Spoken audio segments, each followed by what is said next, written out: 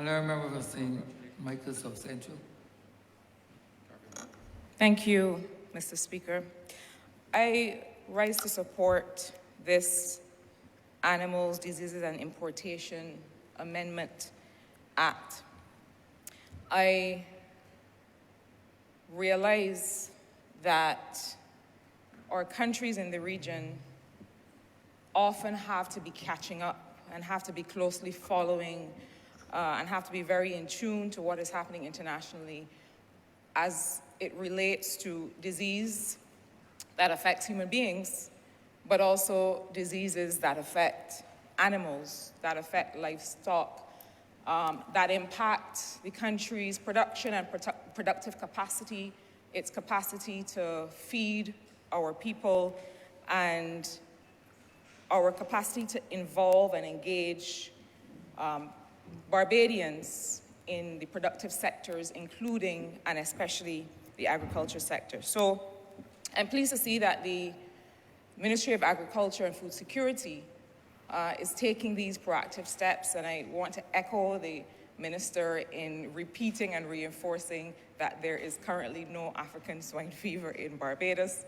Let me take the opportunity to reinforce that, because I know sometimes when these things are uttered, that sometimes misinformation can take hold. So I'm happy to see these proactive steps. I also welcome the update from the Honourable Member on the measures that are being taken, the steps that are being taken in the ministry to ensure that agriculture becomes once again a sector that is at the forefront of our economic production, but also at the forefront of our drive to enfranchise Barbadians. There's a lot of work to do. The ministry has started on a path. I particularly like the path that has been started along Pine Plantation Road, where we've been able to clear that area that it now represents an opportunity for residents of the area and what we're in the process of doing. And I thank the officers in the Ministry of Agriculture and Food and Nutrition Security for being available and being engaged in the process, the officers at BADMC. That area is in the process of moving from being one that has been the source of fires during the dry season, of floods during the wet season, of all kinds of plagues that have befallen the residents of that area. And now, thanks to several ministries, we've been able to clear that area. And I hear and welcome and expect the promise of the officers to make sure that we keep it low so that it does not, these issues don't recur. But now it also represents an opportunity for, as part of our community agriculture project, for people who live in the area to be able to have access to plots of land, to be able to have access as well to enclosed farming practices. I don't want to preempt what the officers will be seeking to introduce, but suffice it to say that we have high expectations of the member and of his officers for being able to bring agricultural production to that community and to take an area that was really a kind of a mini jungle, and to be able to bring farming practices, to be able to bring sustainable farming practices, to be able to make sure that we are not losing any of the, we are not putting in jeopardy the small watercourse, we're not losing any of the important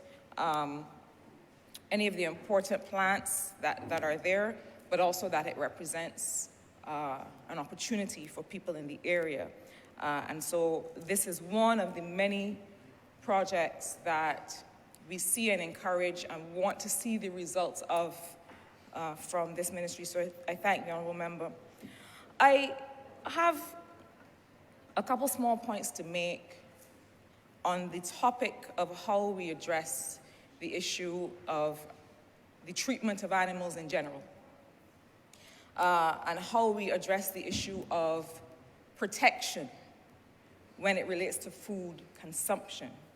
Because I always say that there's a reason that we talk about food and nutrition security. We're not just looking at whether food is available, but whether people are able to consume it in a way that is health-giving to our bodies. And so one of the things that I've always considered a gap is the extent to which we as a Barbadian people, we as a Republic of Barbados, now Republic of Barbados, are also able to understand and monitor what we are consuming. Now, we are able to read all kinds of assessments of food products. We are able to see from the US Food and Drug Administration and from other similar bodies how these certain foods will affect us. And I'll give an example, since it is the only thing that I eat. I'm a fish eater, sir. And that's very specific because I eat only thin fish. Member for St. Michael Southeast will sympathize, as well as a member for St. John. No shellfish and no fish with skin. So fin fish and scale fish. And so in the course of that diet, that nutrition lifestyle, one of the things that one must always monitor is whether the fish that we catch, that we consume, whether it is healthy, and why. Because we hear all the time of these categories of fish that have higher levels of mercury, that are exposed to certain elements in deep water, in open water, and so on. And really, it seems to me that a lot of what we are doing in our consumption is guesswork. Because I don't know whether the fish that I consume, that I buy from Oystins or that I buy from anywhere, how that is categorized in terms of safe consumption. I say that to say that I believe that we in Barbados, and probably in the region, the minister was just talking about the meeting that I followed very closely from my vantage point, because we all in the region have high hopes for these kinds of meetings. We don't have high hopes for the meeting. We have high hopes for the results. We have high hopes for the collaboration and the functional cooperation that goes on at the level of CARICOM and the wider Caribbean region to ensure that we have food and nutrition security for the people of Barbados that involves the economic activity of the people of Barbados. So to say that we don't just want to be able to eat and eat safely and eat well, but we want to make sure that we're able to do that as a result of the economic activity of local farmers and producers and so on. So that is what we want to come out of this meeting. I say through you to the honorable member, because we are watching closely, and I think it was a very good start. I watched with interest the MOUs that were signed between different countries, and I think that we're looking for great results. But I will say that there's another area of functional cooperation that we need to look at, and that is to be able at the regional level to say something about the food that we consume, to say something, as the US Food and Drug Administration does, about how healthy or what risk may come up from time to time in the consumption of this food. The levels of mercury in fish, just one example. I don't know how that is being monitored. I don't know where it is being monitored. I know that the levels of fish that people in the US and in the UK and so on have access to, those are monitored. But I can't say that I know how we are tracking this information. And I think it is a lot for us to be able to do at the local level. I think that this is one of the areas that at the level of CARICOM, at the level of the region, that we need to be able to say something about. And we have a similar issue when it comes to food that is being imported. You know, once I saw on the label on the outside of a box of cereal, not to be sold in the United States. And I thought, oh, so who it is that we have over here that can eat something that is not safe to be eaten by the people that y'all have over there? What is it about the people who live in this part of the world that says that we are happy to eat something that y'all have decided is not safe for British or Americans or other people to eat? And so I am concerned as well that even though something is packaged and stamped and shipped off, that we seem to believe that we have to take it as it is, and that we do not have a role to play in making sure that whatever is in that box is something that Barbadians should be eating. Because I don't see how something that Americans or whoever else should not be eating that I should be eating or my child should be eating. I think that we need to be able to contribute to this area, to this topic, in such a way that we are saying something definitive about what is safe for Barbadians to consume, whether it is farmed locally, fished locally, or imported. I am not satisfied that we have all that information. I saw recently a discussion in the public domain where the Fair Trading Commission had finally given a perspective on this question of what claims can be made for certain kinds of health supplements. And I say finally because for many, many years before entering this place, I would see these claims flying around about what certain drugs or what certain products can do. And really they were bordering into the realm, they were creeping into the realm of medicine. Now, I'm not saying that there aren't products. I mean, the amount of bush tea that I drank, the amount of aloes that I had to swallow on a Saturday morning. And I believe in the health-giving properties of these things. But I'm saying that you have to be able to stand by the claims that you make to the public of Barbados. And so similarly, as we regulate food, or as we should begin to more closely regulate as a region the food that we consume, I think we also have to make sure that when people get in the public domain and make certain claims about certain products, that these products actually do what they claim to be able to do. I saw during COVID that lots of people were sending around advice about the kinds of things that people should consume in order to address their respiratory health. Now, I believe that in general, and I saw recently that some members of the medical profession made this point, I believe that in general, that one of the things that we need to do, and Mr. Speaker, you'll forgive me if I'm not hearing my own ears over some of the banter at the end of the room. But one of the things that I saw was that people were making claims about what certain things how certain weeds and herbs and so on could respond to COVID. And that was dangerous.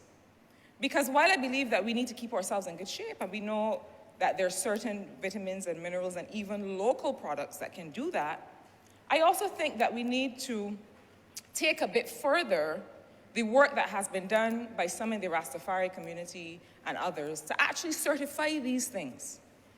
There's a gentleman that, from the north, a member of the Rastafari community who has for a long time been sharing his wisdom about what he has found.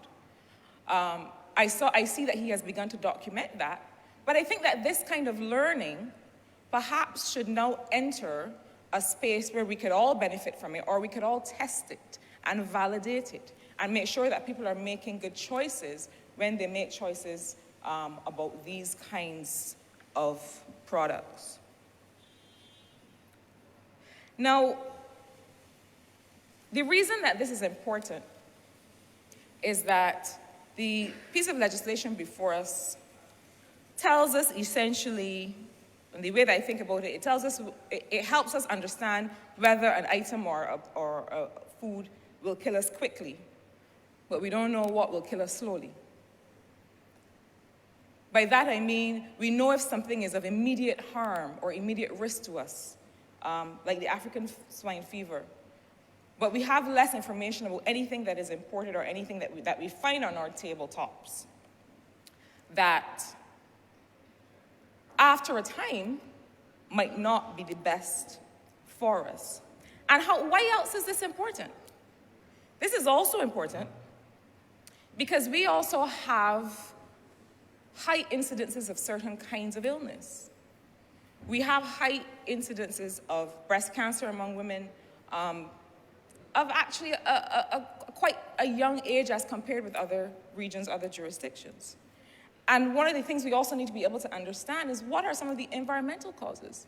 What might be some of the practices or the habits or the elements that are getting into our food systems and our food supply that are causing us harm that we might not be well aware of because we're not doing the adequate testing, we're not doing the adequate investigation. So I think that in addition to this kind of legislation, that we also need to open up the space, and I reiterate at the regional level because I think that as a matter of capacity, we might not be able to manage it all ourselves, country to country. Now, sir, there's another area of this issue of treatment of animals and the role that they play that I also want to flag here. And it's one that I've discussed with the member for some time. And I want to say from the outset, sir, the following.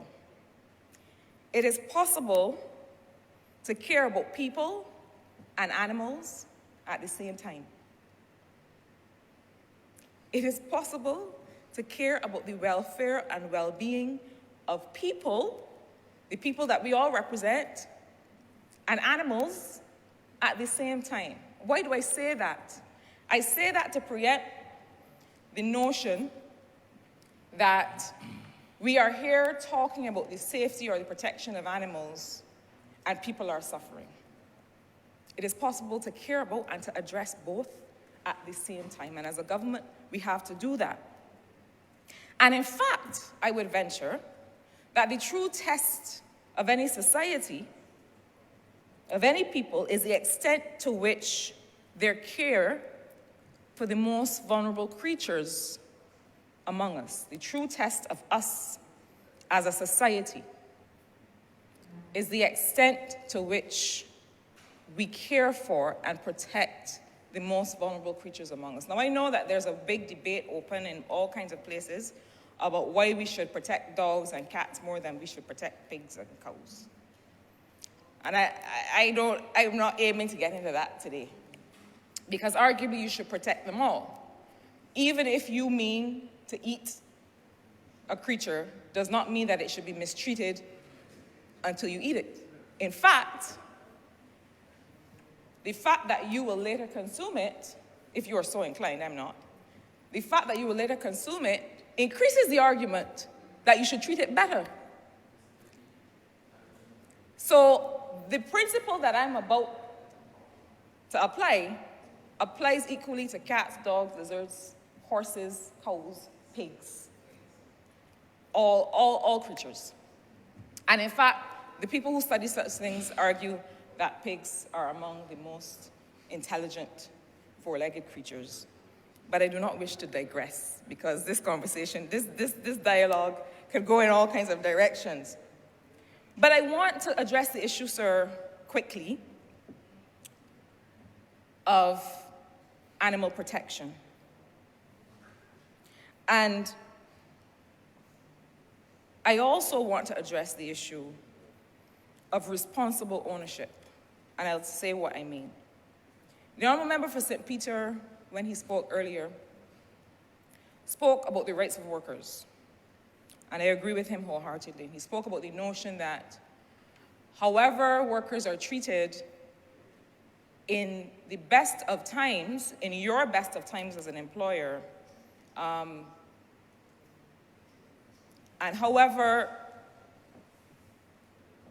when you come to the worst of times, you're going to find out how workers really felt about what you call those best of times. And we're seeing that all over the world, that people are taking all kinds of decisions about whether they want to return based on how they feel that they were valued. And I absolutely wholeheartedly agree with the question of the rights of workers and how we treat those rights of workers. I also believe that any conversation on rights comes with a conversation on responsibility, always. And I feel that we have to balance that conversation always. We seem to think that whenever we talk about rights, we can only talk about rights.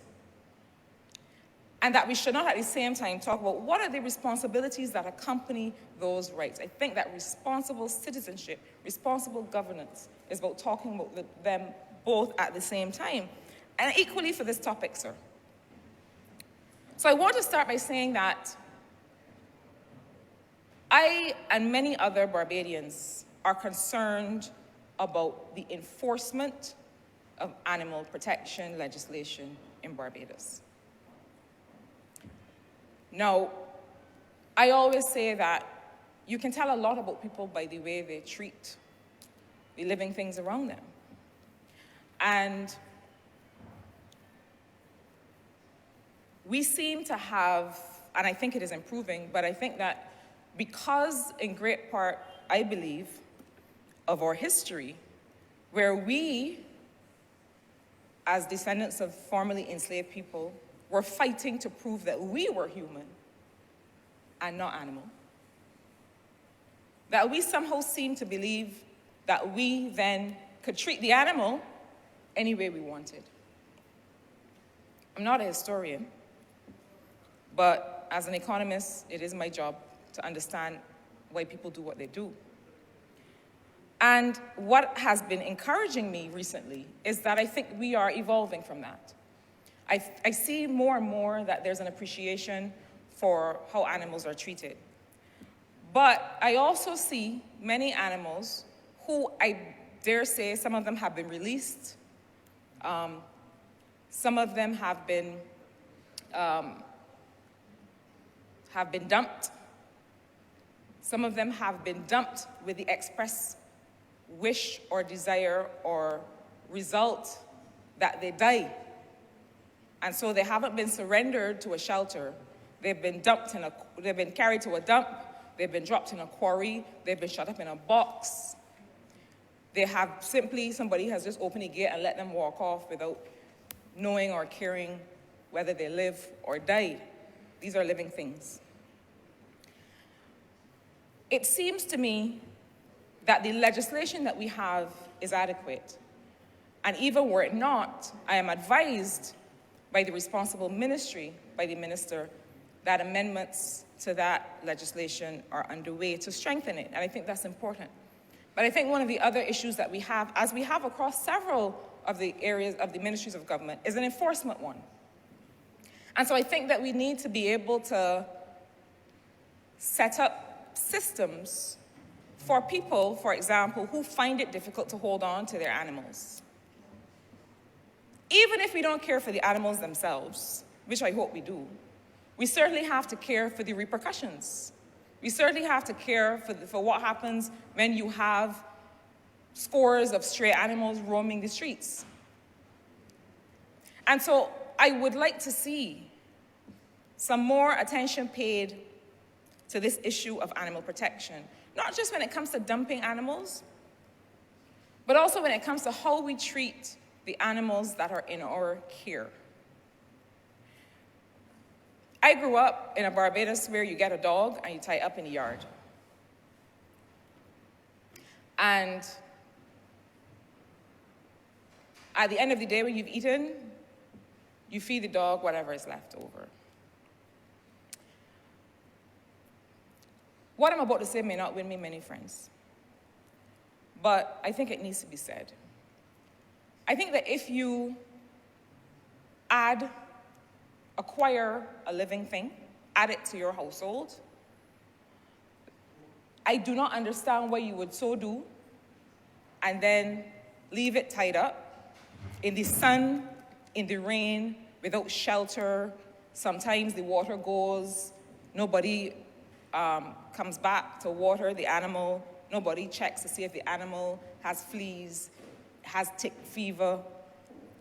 I don't think that, to put it another way, if you're going to have an animal for that purpose, just don't bother have the animal.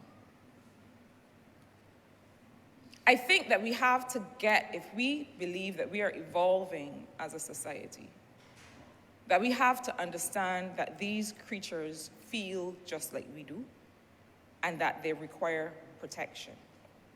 Now, I know that there's some things that have happened during COVID. We had people who did not know how they were going to next feed themselves. They did not know how they were going to next feed their children. And so the animals that they were caring for naturally were the ones who were at the bottom of that list. And so I do think that we have to work with the third sector to come up with steps to be taken where people find that that is a challenge.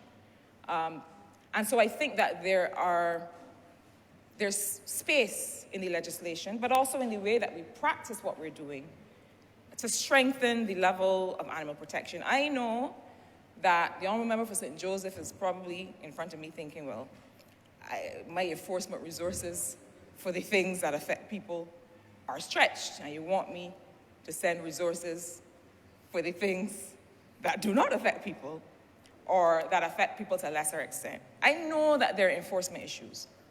And so what I'm calling for is for partnerships with some of those agencies that may be able to help support government's enforcement capacity. I know there's enforcement issues across all of the agencies that have to enforce. But I do think that we can't simply say there are enforcement issues and leave it alone. We have to address this issue of animal protection because it will only get worse if we do not make it clear that it is something that needs to be addressed. And I don't think this is an area where, unless you have deliberate harm being caused, I don't think this is an area where we need to bring down the hammer in every case. In many cases, you need to support people in what they're trying to do and help them understand how they're causing harm. But the other part of this that I will quickly get to in my 2 minutes that are left is the issue of responsibility, the issue of responsible ownership of animals. You know, many times I see horses, animals that may have lived out their useful life to whoever the owner was, and the owner has sent them off to given them to a child or given them to somebody else who clearly does not have the capacity to care for them.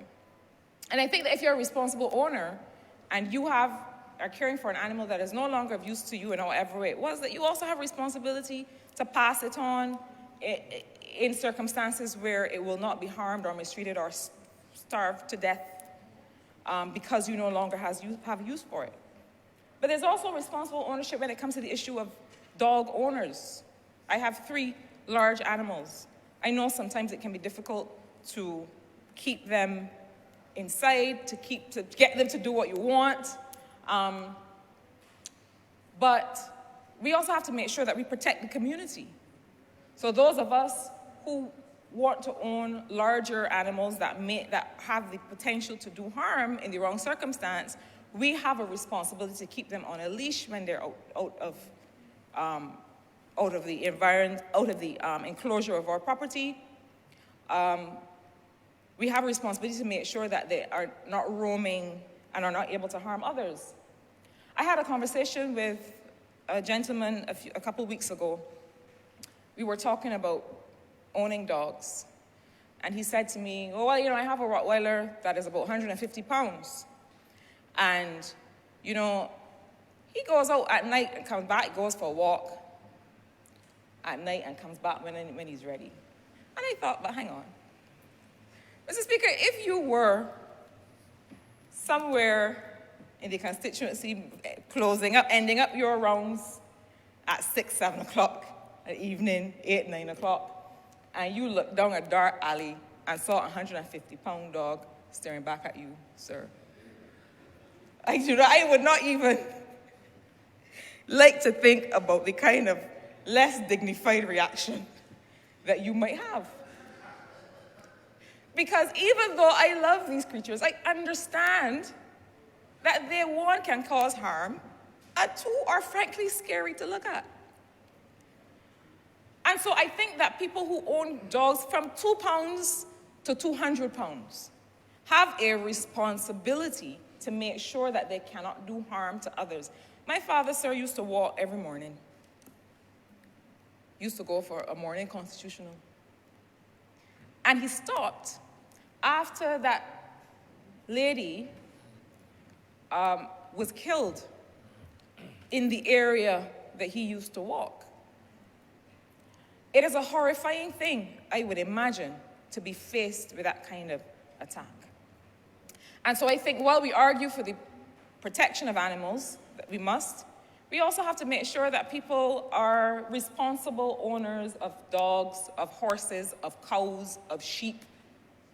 I have had to pull over, sir, and go and get a bucket and pour some water and give to some animals that are just tied out and clearly are dehydrated and dying of thirst and so on. And where am I going, sir, and why am I going on about this? Because it comes back to the point that the member who introduced this bill was making earlier about the quality of the product that we have, about how we rear livestock, how we raise creatures to ensure that you have a quality product. But it also comes down to how people view us as a people. That matters. So if we are not concerned about how we treat each other, I think that we have to be concerned about how we fit into the global conversation on some of these matters. And so I rose, sir, simply to give my support to this Animal Diseases and Importation Amendment Act to the extent that it protects the livestock industry, to the extent that it protects the well-being of farmers, of animals. But I think that we have to go further in that protection.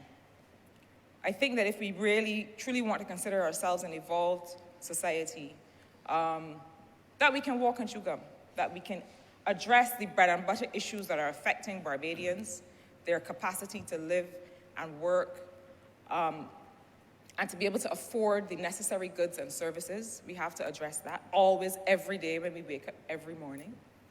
But it's not a zero-sum game. Because we care about our fellow Barbadians does not mean that we should not also care about the creatures, the animals that we have around us to feed us, to protect us, to give us company, to give us services in the case of people who are living with disabilities. And so I look forward to my future conversations with the honorable member. I am confident that we will see efforts to enhance the enforcement of animal protection laws, and I vow my partnership and my support in assisting the government in those efforts. I'm obliged to you, sir.